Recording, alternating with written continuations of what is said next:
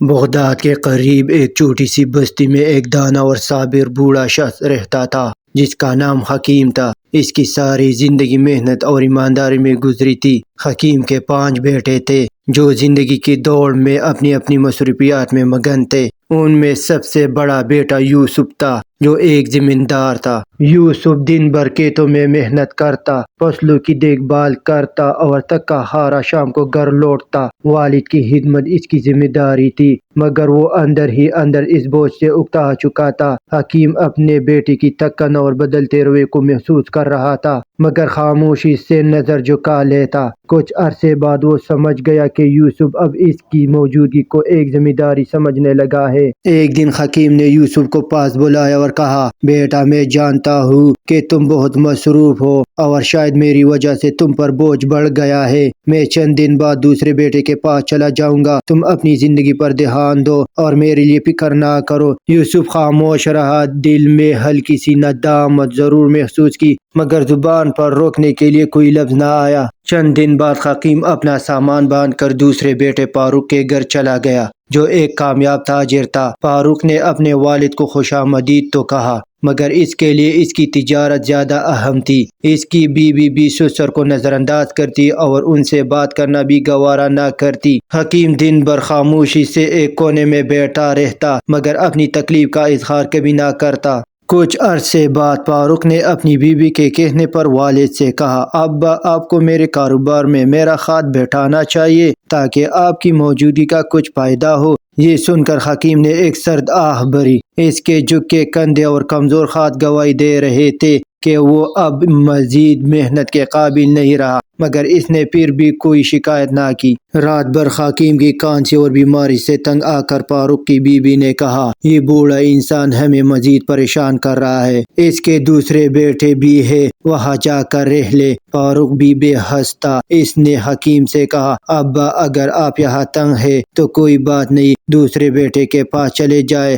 میں آپ کے علاج کے لیے پیسے بھی دے دوں گا۔ یہ الفاظ حکیم کے دل پر ایک اور زخم بن کر لگے۔ وہ خاموشی سے اپنا سامان باندھ کر تیسرے بیٹے عثمان کے پاس چلا گیا۔ عثمان ایک محنتی کسان تھا جو دن بھر کھیتوں میں کام کرتا۔ اس نے والد کی عزت تو کی، مگر اس کے پاس بھی زیادہ وقت نہیں تھا۔ جب وہ صبح کھیتوں پر جاتا تو اس کی بیوی بچوں کو سسر کے پاس چھوڑ دیتی اور ان سے کھیلنے کو کہتی۔ بیمار اور کمزور حکیم یہ منظر دیکھ کر دل ہی دل میں گہرا دکھ محسوس کرتا، مگر زبان پر کچھ نہ لاتا۔ عثمان کے گھر میں بھی والد کی حالت بگڑتی گئی اور آخر کار وہ وہاں سے بھی چلا گیا۔ اس بار وہ چوتھے بیٹے احمد کے پاس گیا جو ایک دھوکہ باز اور لالچی آدمی تھا۔ احمد نے والد کو خوش آمدید کہا، مگر اس کی خوشی صرف اس وجہ سے تھی کہ شاید بوڑھے والد کے پاس کچھ دولت ہوگی۔ جب احمد کو پتہ چلا کہ والد کے پاس کچھ نہیں تو اس کا رویہ بھی بدل گیا۔ احمد کی بیوی نے اپنے سسر کو بوجھ سمجھنا شروع کر دیا، ان کے کھانے پینے کی بھی پرواہ نہ کی اور ہر وقت ان سے الجھتی رہتی۔ ایک دن احمد نے والد سے کہا، ابا میرے پاس اتنا وقت نہیں کہ آپ کی خدمت کروں، آپ کو کہیں اور جانا ہوگا۔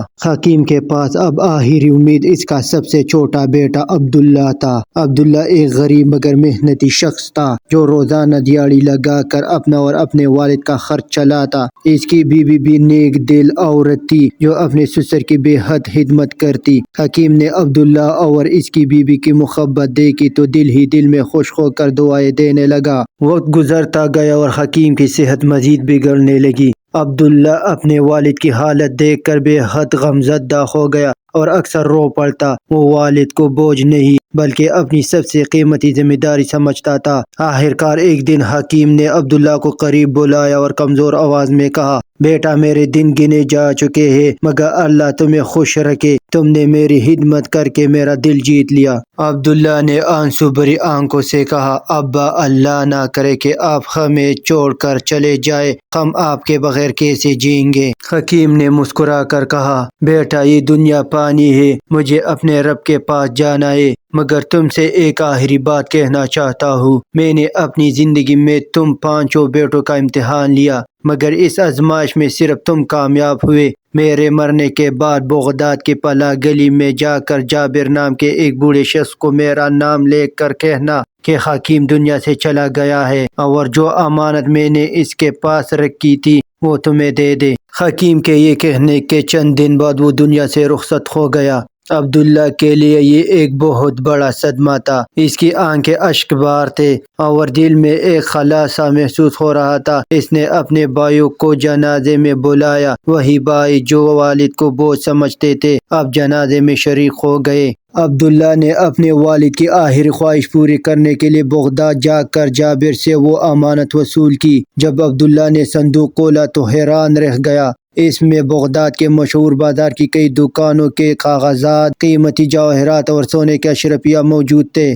عبداللہ نے ایمانداری سے سب بھائی کو ان کا حصہ دے دیا، حالانکہ والد نے اسے اکیلا وارث بنایا تھا۔ کچھ ہی عرصے بعد قسمت نے بڑا کھیل کھیلا۔ بڑے بھائی کا کاروبار تباہ ہو گیا، وہ قرض میں ڈوب گیا اور اسے اپنا گھر بیچنا پڑا۔ دوسرا بھائی جو عیش و عشرت کا عادی تھا چوری کے الزام میں پکڑا گیا اور جیل چلا گیا۔ باقی بھائی بھی برباد ہو گئے۔ یہ سب ان کے والد کی بد دعا کا اثر تھا۔ دوسری طرف عبداللہ نے اپنی محنت، ایمانداری اور والد کی دعا کی بدولت کامیابی حاصل کی۔ وہ بغداد کے مشہور بازار کا مالک بن گیا، ایک شاندار گھر خریدا اور اپنے بیوی بچوں کے ساتھ خوشحال زندگی گزارنے لگا۔ مگر کامیابی کے باوجود اس کے دل میں والد کی یاد ہمیشہ زندہ رہی۔ وہ اکثر والد کی قبر پر جا کر کہتا، ابا آپ کی دعاؤں نے مجھے کامیاب کر دیا، مگر آپ کی جدائی نے مجھے ادھورا کر دیا۔ اس کہانی سے 3 اہم سبق ملتے ہیں۔ والدین کی بہترین تربیت ہی بچوں کی اصل کامیابی ہے۔ بیٹوں کو چاہیے کہ والدین کو کبھی بوجھ نہ سمجھے، کیونکہ وقت کا پہیہ گھومتا ہے۔